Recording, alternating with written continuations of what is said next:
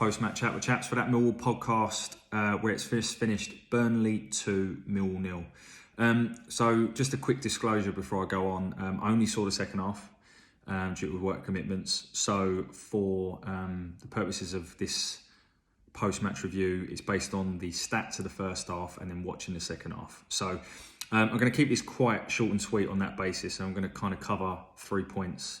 The first point is around us and our performance.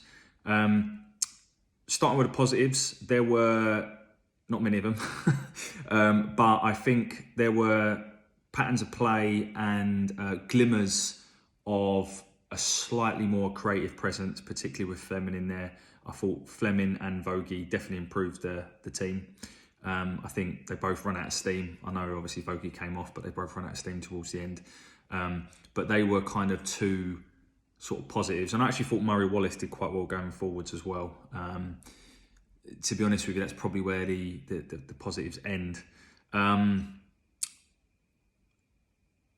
It's just not working. It is just not working. Now, we are not going to finish where we end up because we lose 2-0 away at Burnley. Let me just make that point really clear, and I'll come on to Burnley. They're my second point. But it is just not working. For a 5-3-2 system to work, you have to have two fullbacks, wing-backs, whatever you want to call them, that are fit, athletic, carry the ball, provide assists, defend well, and we don't have it. Murray Wallace did a good job at filling in, but he's not the answer there. And Danny Mack has not been on form all season. It's just not working at the moment. We need to find we either need to sign new players or we need to change the formation. It's just not working. We have no pace, we have no creativity.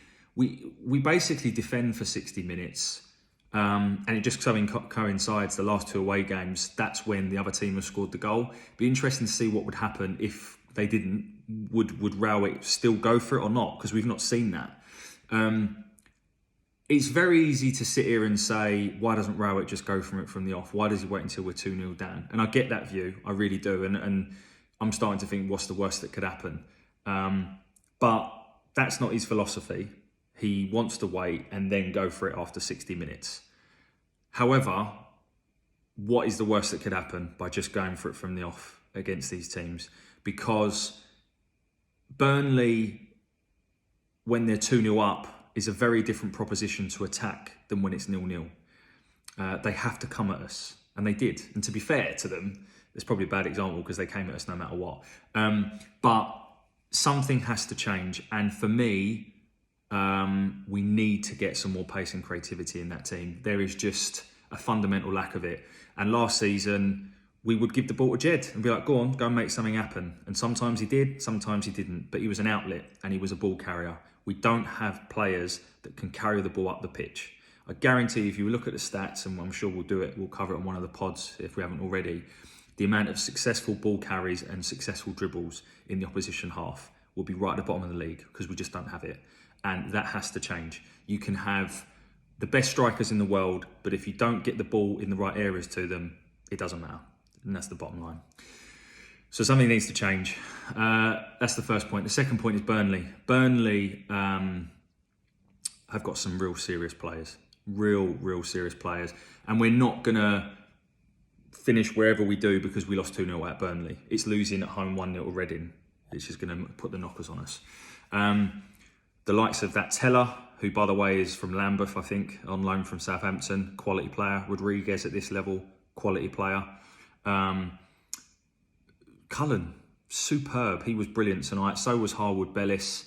And I always forget his name. I literally just double checked it before I came on and I've forgotten it again. But the geezer who came on the right hand side and basically tore us all a new one for the second half and created the first goal.